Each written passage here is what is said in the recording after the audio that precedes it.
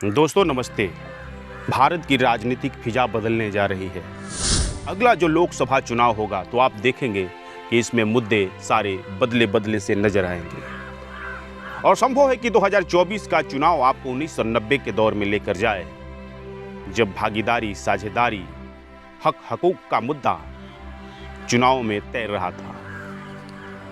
किंतु बीजेपी के आने के बाद में, बीजेपी के उभार के बाद में, कमंडल के बाद में, कमंडल आंदोलन के बाद में देश में भागीदारी, साझेदारी, हिस्सेदारी का सवाल गौड़ हो गया। किंतु जो बिहार राजनीतिक घटनाक्रम हो रहा है, इसके असर दूरगामी होंगे और कहते हैं कि बिहार की जो राजनीति का असर होता है वो पूरे देश में पड़ता है और 2024 में देश की राजनीति कैसी हो, इसकी स्क्रिप्ट बिहार में लिखना शुरू हो चुका है।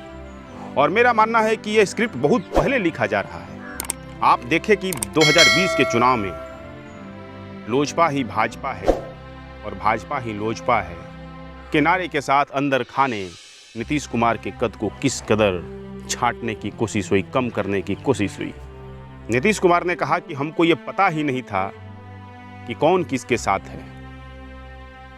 यह मानना, नीतीश कुमार की यह बात को मानना ठीक नहीं रहेगा। बिहार में 1.5 दशक से अधिक समय तक राज करने वाले नीतीश कुमार को यह पता नहीं होगा कि कौन किसके साथ है, यह सही नहीं रहेगा। पॉलिटिकल बयान है और उसे ऐसे ही देखा जाना चाहिए। किंतु तब एक मीडिया में बातें तैर रही थी, खास करके डिजिटल प्लेटफॉर्म पर, कि नीतीश कुमार ने किसी से कहा है कि वे आने वाले समय में सबक सिखाएंगे। अब वे सबक किसको सिखाएंगे, क्यों सिखाएंगे, यह समझना आपके लिए बहुत ज़्यादा मुश्किल नहीं है। सबक तो उसी को सिखाएंगे जो उनके कद को, उनके दल को तीसरे नंबर की पार्टी बना दिया, भीतरघात किया। सबक तो उसी को सिखाएंगे। विरोध में जो होता है, विपक्ष होता है, उससे तो आप कि आमने सामने की लड़ाई होती है, उससे दुश्मनी क्या राजनीति में। किंतु जब सबक सिखाने वाली बात हुई तो मुझे लगता है कि तब का यदि जो नीतीश कुमार का बयान यदि सही हो, जो बयान बाहर में नहीं आया था, अंदर खाने चर्चा था कि हाँ नीतीश कुमार ने कहीं कहा है, तो उसके मायने यही होंगे जो फिलहाल बिहार की राजनीति में देखने को मिल रहा है। जातिगत जनगणना के बहाने नीतीश कुमार और तेजस्वी यादव, लालू प्रसाद यादव दोनों एक साथ आ गए हैं। किंतु क्या यह जातिगत जनगणना ही एक मुद्दा है? मैं इसे मानने को तैयार नहीं हूं। देखिए, मुद्दों के सहारे राजनीति होती है, लेकिन मुद्दों से सटकर, मुद्दों में के आधार पर जड़ता की राजनीति नहीं होती है। किसी सिनेमा में एक डायलॉग है कि राजनीति में मुर्दे जलाए नहीं जाते, दफनाए जाते हैं। तो उसी तरह से उसे मैं बदल कर कहना चाहूँगा, राजनीति में मुद्दे खत्म नहीं किए जाते हैं, उन्हें सुरक्षित रखे जाते हैं कि जब समय आएगा तब उसे निकाले जा सके। फिलहाल जो देश की राजनीति है उसे आप देखेंगे तो बहुत सारे उसमें फ्लेवर मिले हुए हैं, जिसमें एक हिंदू मुस्लिम का भी फ्लेवर मिला होता है, विकास का भी फ्लेवर मिला होता है, काला धन का भी फ्लेवर मिला होता है, भ्रष्टाचार का भी फ्लेवर मिला होता है, पाक साहब खुद को बताने का भी फ्लेवर मिला होता है। लेकिन जो बड़ी उसमें जो राजनीति होती है, हिंदुस्तान, पाकिस्तान और हिंदू मुस्लिम के नाम पर जो उग्र बयान दिए जाते हैं राजनीतिक नेताओं के द्वारा, किसी को कहा जाता है पाकिस्तान चले जाओ, तो ये सब होता है। तो यही राजनीति बीते 1.5 दशक से देश में लगभग हो रहा है। किंतु इसमें एक बड़ा सवाल है जो हिस्सेदारी का है, भागीदारी का है। कितने प्रतिशत लोगों का, कितने प्रतिशत संसाधनों पर कब्जा है, यह बड़ा सवाल है और इस सवाल को कोई उठा नहीं रहा है। आप देखें तो इस सवाल को बीपी सिंह ने 1990 के आसपास में उठाया था और वे सत्ता में आ गए थे, और सत्ता में आने के बाद उन्होंने मंडल कमीशन को लागू भी किया था। तो बिहार में जो राजनीतिक घटनाक्रम घट रहा है उसमें देखें कि 27 को ऑल पार्टी मीट है।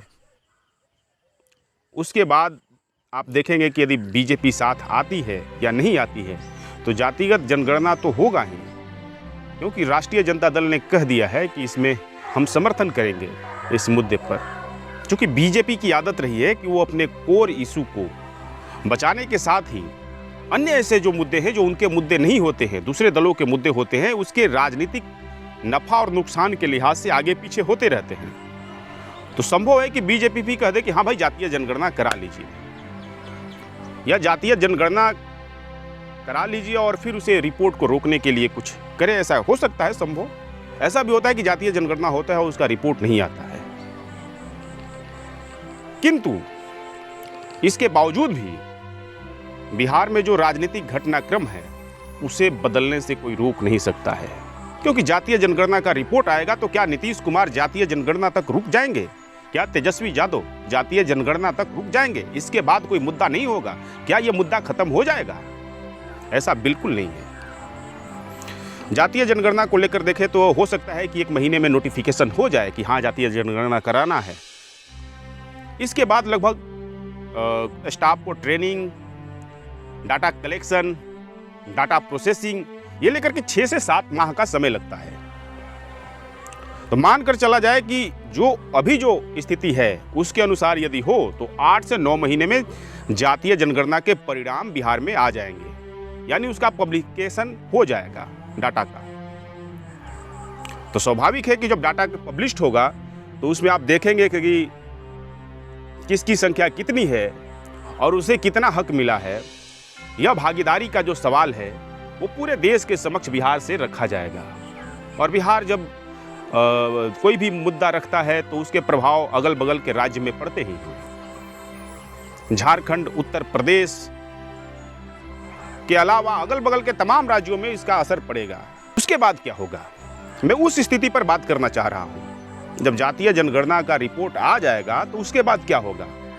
मेरा मानना है कि नीतीश कुमार की एक पुरानी और मांग रही है कि ओबीसी के आरक्षण को बढ़ाया जाए, यानी लगभग देश में ओबीसी की आबादी 50 से 60% तो हो ही सकती है, किंतु इसे आरक्षण है 27%। और आप लालू प्रसाद यादव की देखें या नीतीश कुमार की देखें, इन दोनों की नीतियों में कहीं ना कहीं सामाजिक न्याय महत्वपूर्ण रहा है। और नीतीश कुमार ने जो तेजस्वी यादव के साथ नज़दीकियाँ, या तेजस्वी यादव ने जो नीतीश कुमार के साथ नज़दीकियाँ दिखाई है, ये महज एक मुख्यमंत्री पद को बचाने के लिए नहीं है। यह देश में उस राजनीतिक विचारधारा को चुनौती देने के लिए है जिसे कोई लड़ने के लिए आज तैयार नहीं है या लड़ने की स्थिति में दिखाई नहीं पड़ता है। क्योंकि मंडल कमीशन के लागू होने के बाद भी आप तमाम संस्थानों में देख लीजिए, केंद्रीय संस्थानों में देख लीजिए कि किसी भी विभाग में ओबीसी 21-22% से अधिक नहीं है। मैं केंद्रीय संस्थानों की बात कर रहा हूँ, निजी क्षेत्र में तो छोड़ ही दीजिए। दलित तो अपना हक लड़कर ले ही रहा है, वो भारत बंद भी कर रहा है, किंतु ओबीसी जो जातियों में खास करके अलग अलग राज्यों में, अलग अलग जातियों में, अलग अलग दलों में बटा हुआ है, एक वर्ग के रूप में काम नहीं करता है। और बिहार और उत्तर प्रदेश में जैसे ही लालू प्रसाद यादव और नीतीश कुमार एक साथ आ जाते हैं तो इसका समझिए कि ओबीसी वर्ग के रूप में काम करना लगभग शुरू कर देगा। भले आंतरिक रूप से नहीं हो, लेकिन राजनीतिक मोर्चाबंदी तो हो ही जाएगा। तो फिर सवाल क्या होगा? सवाल यही होगा कि किसकी कितनी भागीदारी है, क्या ओबीसी का आरक्षण कम मिल रहा है? और जब यह सवाल होगा तो मान कर चलिए कि ओबीसी की वो जातियां जो भाजपा के खेमे में है या भाजपा को भी वोट करती है, वो आप देखेंगे कि लगभग नीतीश कुमार के साथ आ जाएगी। क्योंकि एक चर्चा यह भी चल रही है कि जो गैर कांग्रेसी विपक्ष है उन दलों की मोर्चाबंदी होगी अगले चुनाव में, 2024 के चुनाव में, और उसके नेता नीतीश कुमार होंगे। और नीतीश कुमार फिर मोदी के खिलाफ देशव्यापी अभियान पर निकलेंगे। और मई 2024 में जो चुनाव होने हैं, हो सकता है उससे पहले ही हो जाए या उसी आसपास में हो जाए। उसमें समय है, अभी काफ़ी समय है, लगभग 2 साल का समय है। और जो बिहार में जो मुद्दे जो है, जो पुराना मुद्दा था उसे उखाड़ा जा रहा है, या यूं कहिए कि उसे उठाया जा रहा है ताकि एक देश में माहौल खड़ा हो। और असल मुद्दा है, इसमें कोई बुराई भी नहीं है, वाजिब मुद्दा है, यह मुद्दा होना ही चाहिए। क्यों एक वर्ग को आप एक कोने में सिमटा देंगे? जो भारत का जो सबसे बड़ा वर्ग है उसे क्यों आप कोने में एक सिमटा देना चाहते हैं? उसे भागीदारी दीजिए बराबर, जितनी संख्या है उतनी।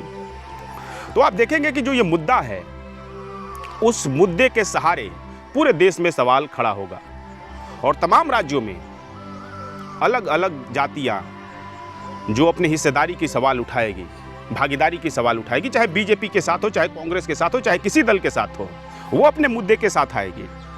ऐसे में हिंदुत्व का मुद्दा लगभग गौड़ हो जाएगा, क्योंकि भारत का एक स्याह सत्य है कि भारत जातियों में बटा हुआ देश है। अलग अलग जातियां हैं, हिंदू मुस्लिम सिर्फ नहीं है, मुसलमानों में भी अलग अलग जातियां हैं। तो जातियों के आधार पर यहाँ पर अर्थव्यवस्था है, जातियों के आधार पर सामाजिक स्थिति है, जातियों के आधार पर राजनीतिक स्थिति है। तो बिहार का जो असर है वो लंबा होने वाला है। हम जिस असर की बात करना चाह रहे हैं वो राजनीतिक असर होगा। आप देखें कि नीतीश कुमार यदि गैर कांग्रेसी विपक्ष अथवा पूरे विपक्ष के ही प्रधानमंत्री के उम्मीदवार होते हैं, यह लगभग बिहार में होना तय है। जो राजनीति को समझते हैं, उसे जानते हैं, तो वे लोग जान रहे हैं। क्योंकि तेजस्वी यादव को 2024 में मुख्यमंत्री बनने से रोकने के हालात दिखाई नजर नहीं आ रहे हैं। ऐसे में नीतीश कुमार प्रधानमंत्री के लिए एक बार लड़ाई तो लड़ेंगे ही, और ख़ास करके वैसी स्थिति में उन्हें पिछड़ी जातियां, पिछड़े वर्ग और भी कम से कम बिहार से राजद का समर्थन तो रहेगा ही, ऐसा तो दिखाई दे रहा है, नज़र जो आ रहा है। क्योंकि राहुल गांधी के नाम पर और कांग्रेस की नीतियों के नाम पर बहुत सारे दल खुश नहीं हैं, और कांग्रेस में जो लड़ने की जो क्षमता है वो अब दिखाई नहीं प्रतीत हो रही है। सवाल उठता है कि नीतीश कुमार यदि विपक्ष के पीएम कैंडिडेट होंगे तो इसके क्या असर होंगे। देखिए, जो मौजूदा स्थिति है उसमें झारखंड में 14 में 11 सांसद मोदी के समर्थन में है, यानी एनडीए के हैं। बिहार में 40 में 39 सांसद मोदी के समर्थन में है, यानी एनडीए के हैं। उत्तर प्रदेश में 80 में 64 सांसद मोदी के समर्थन में है, यानी एनडीए के हैं। यानी बिहार, झारखंड, उत्तर प्रदेश के कुल 134 सीटों में 120 सीटें मोदी के समर्थन में हैं, एनडीए में हैं। तो यानी जब लालू और नीतीश साथ आ जाएंगे तो इसके असर तो उत्तर प्रदेश में पड़ेंगे ही। और जातीय राजनीति से देखें तो उत्तर प्रदेश में जो नीतीश कुमार की जाति के लोग हैं वो अभी बीजेपी के साथ हैं और 8 सांसद कुर्मियों के हैं। तो स्थिति यह है कि नीतीश कुमार का पीएम कैंडिडेट होना उत्तर प्रदेश, बिहार और झारखंड को समान रूप से प्रभावित करेगा। मैं जातीय राजनीति के आईने से देखता हूं तो जातीय जो समीकरण बनेंगे उसमें मोदी का बिखरना तय है। और जब इन 3 राज्यों में बिखरेगा तो हिंदी पट्टी में आप देखें तो मोदी का असर थोड़ा बहुत राजस्थान, दिल्ली, हरियाणा जैसे राज्यों में हो सकता है। और इसके अलावा हिंदी पट्टी में एक भी ऐसा राज्य नहीं दिखाई दे रहा है जहां पर मोदी को बड़ी जीत हासिल हो सकती है। उत्तर प्रदेश, बिहार और झारखंड के खिसकने के बाद से मोदी के पैरों तले जमीन खिसक जाएगी। और इस बात को तय मानिए, क्योंकि जो बिहार में जो राजनीतिक घटनाक्रम हो रहे हैं यह सिर्फ बिहार के पाटलिपुत्र के लिए नहीं है, यह हस्तिनापुर के लिए है। आज के वीडियो में इतना ही। हमें देखते रहिए, लाइक कीजिए, वीडियो अच्छा लगे तो शेयर कीजिए। धन्यवाद।